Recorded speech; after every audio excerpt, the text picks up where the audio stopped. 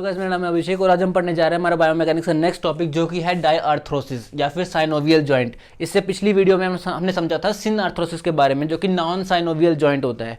अब हम समझते हैं साइनोवियल जॉइंट्स के बारे में। Ends of bony components are free to move with respect to one another. Non synovial joints में हमने समझा था कि जो बोनी कंपोनेंट्स के जो एंड्स है वो directly bone to bone connected होते हैं, लेकिन नॉन साइनोवियल जॉइंट्स में या डायआर्थ्रोसिस में जो बोनी एंड्स है they are free to move with respect to one another. एक दूसरे के रिस्पेक्ट में फ्री टू मूव होते हैं, bone to bone directly connected नहीं होते हैं।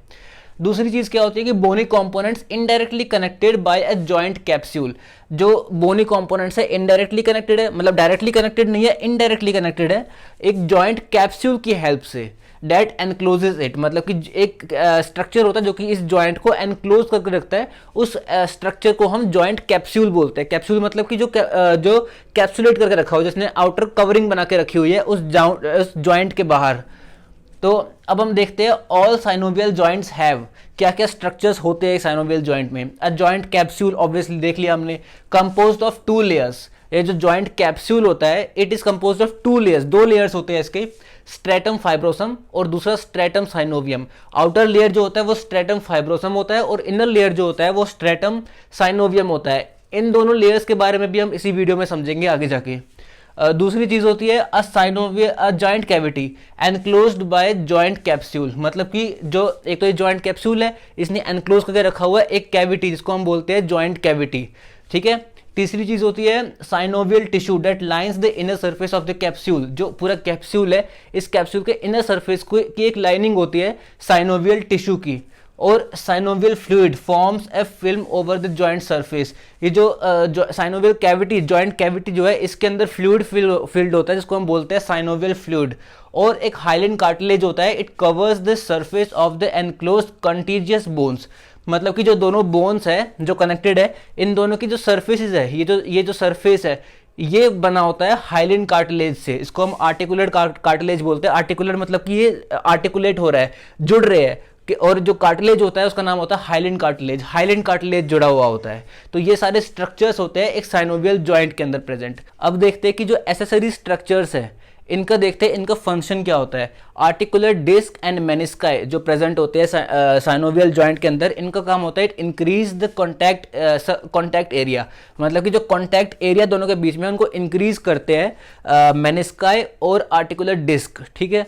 और साथ में आर्टिकुलर डिस्क, मेनिस्काई और साथ में साइनोवियल फ्लूइड, इनका फंक्शन एक और होता है कि they prevent excessive compression. Excessive compression जब पड़ रहा है इनके ऊपर तो उसको भी प्रिवेंट करते हैं, कुशन करते हैं।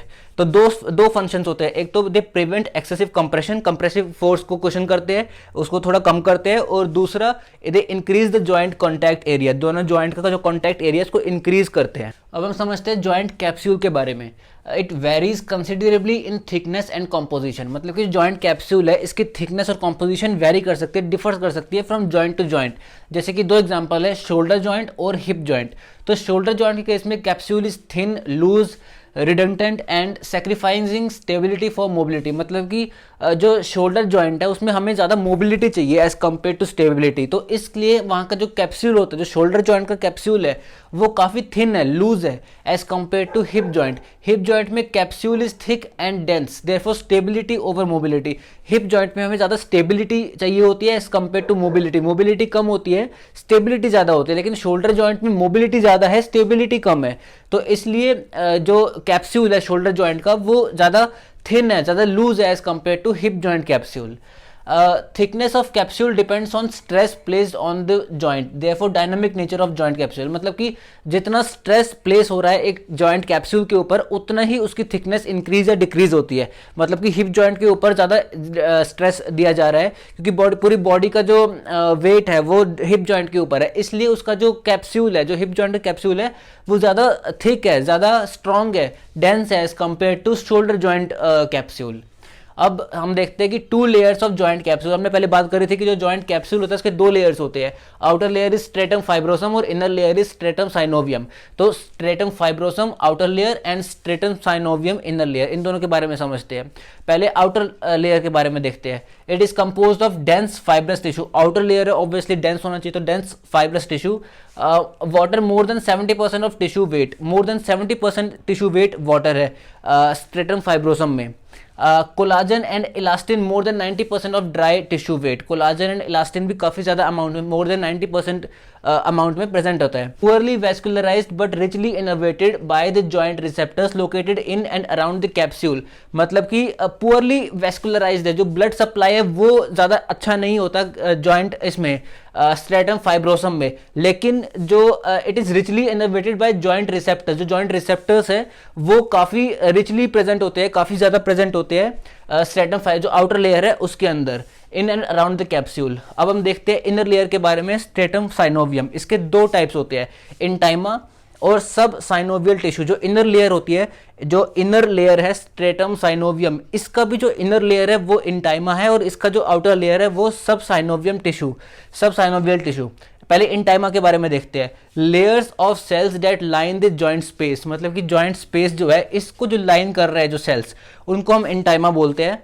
कंपोज्ड ऑफ स्पेशलाइज्ड फाइब्रोब्लास्ट, जिनको हम साइनोवियोसाइट्स बोलते हैं। साइनोवियोसाइट्स होते हैं जो कि एक तरह के फाइब्रोब्लास्ट होते हैं जो कि प्रेजेंट होते हैं इंटाइमा में। अब इसके 2 टाइप्स है, type A and type B. Type A is for removal of debris from joint cavity, जो जॉइंट कैविटी में जो वेस्ट प्रोडक्ट है उसके रिमूवल के लिए जो टाइप ए होता है इंटाइमा का वो यूज होता है। और टाइप बी वो क्या करता है, it initiates the immune response, immune response initiate करता है। और दूसरा टाइप होता है इनर लेयर का, मतलब स्ट्रेटम साइनोवियम का दूसरा टाइप है sub synovial tissue.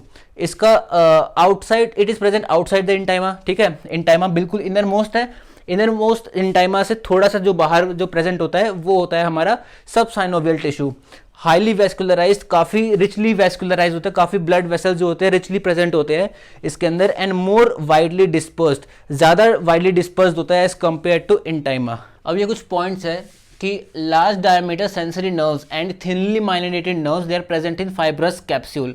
Fibrous capsule जो सबसे आउटर मोस्ट कैप्सूल है, स्ट्रेटम फाइब्रोसम जो है, उसमें sensory large diameter sensory nerves present होते हैं, sensory nerves and thinly myelinated nerves present होते हैं। जो non myelinated C type fibres होते हैं, मतलब कि जो पेन रिसेप्टर फाइबर्स होते हैं नॉन माइलिनेटेड, वो दे आर फाउंड इन साइनोवियम, जो साइनोवियल फ्लूइड होता है उसके अंदर प्रेजेंट होते हैं।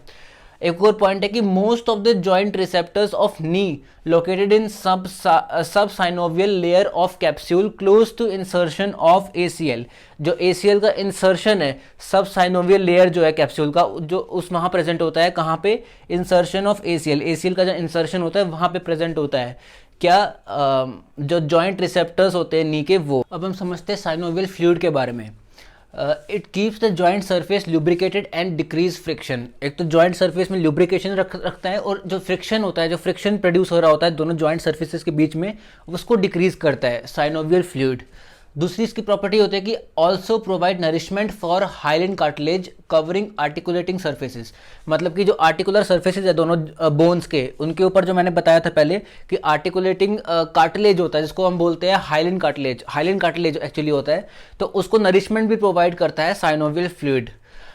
एक और है कि composition of synovial fluid similar to blood plasma except synovial fluid also contains hyaluronic acid and glycoprotein called lubricin for cartilage on cartilage lubrication. मतलब कि जो साइनोवियल फ्लूइड है उसकी प्रॉपर्टी एग्जैक्टली सेम होती है ब्लड प्लाज्मा से, बस 2 चीज़ें एक्स्ट्रा होती है साइनोवियल फ्लूइड के अंदर, जो कि है हाइलुरोनिक एसिड और दूसरा एक ग्लाइकोप्रोटीन होता है जिसको हम बोलते हैं ल्यूब्रिसिन, जो cartilage on cartilage lubrication provide करता है, मतलब कार्टिलेज के बीच में लुब्रिकेशन प्रोवाइड करता है, उसको हम लुब्रिसिन कहते हैं, जो कि एक तरह का ग्लाइकोप्रोटीन है।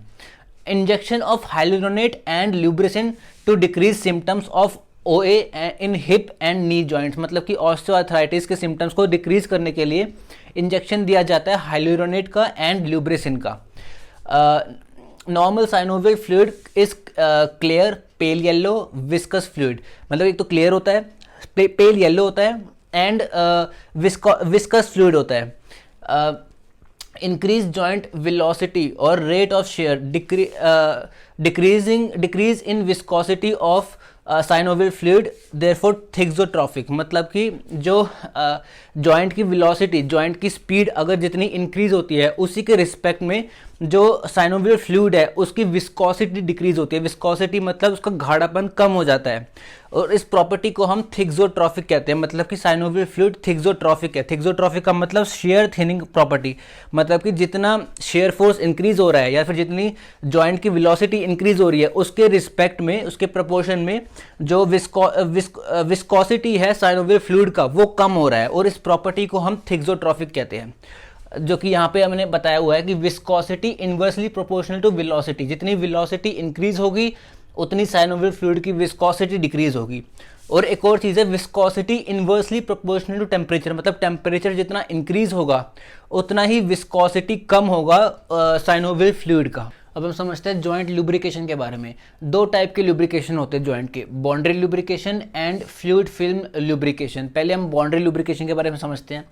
Each load-bearing surface coated with a thin layer of large molecules that forms a gel that keeps the surface from touching each other। जैसे ये surfaces है, ठीक है, इनके ऊपर ये लोड बेयरिंग सर्फेसेज है तो इनके बीच में thin layer of large molecules form होते हैं जो कि जेल फॉर्म में होते हैं। तो इसको हम बाउंड्री लुब्रिकेशन कहते हैं। और ये जेल जो है, ये जो लुब्रिकेशन, ये प्रिवेंट करता है इन बाउंड्रीज को टच होने से एक दूसरे से, तो इसको हम बाउंड्री लुब्रिकेशन कहते हैं। और दूसरा टाइप ऑफ लुब्रिकेशन होता है fluid film lubrication.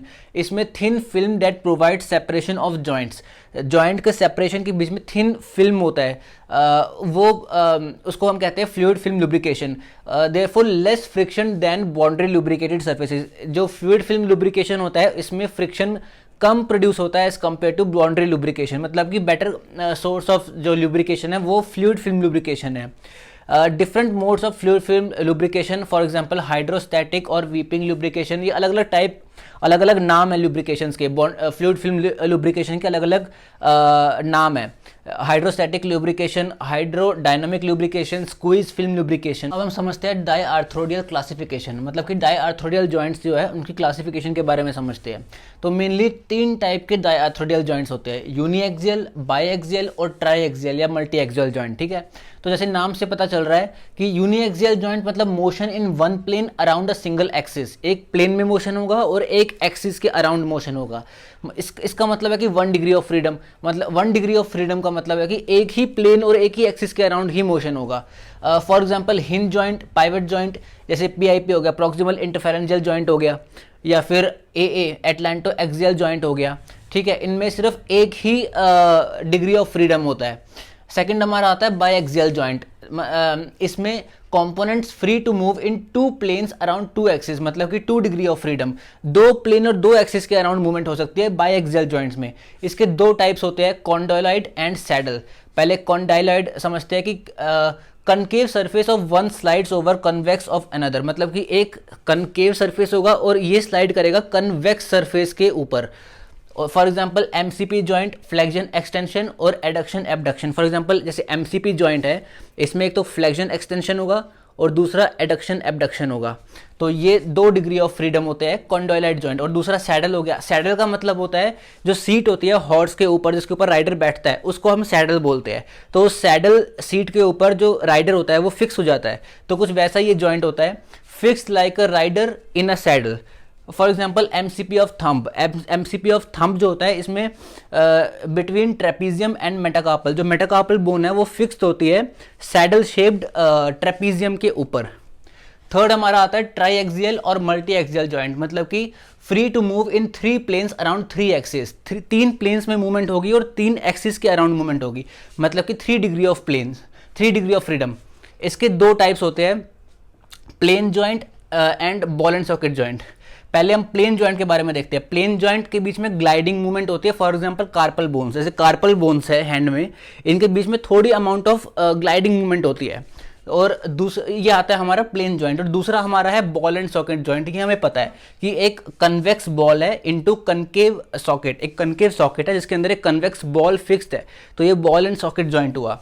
For example hip joint या शोल्डर जॉइंट, और इसमें 3 डिग्री ऑफ फ्रीडम होती है, flexion, extension, abduction, adduction and internal and external rotation. Thank you.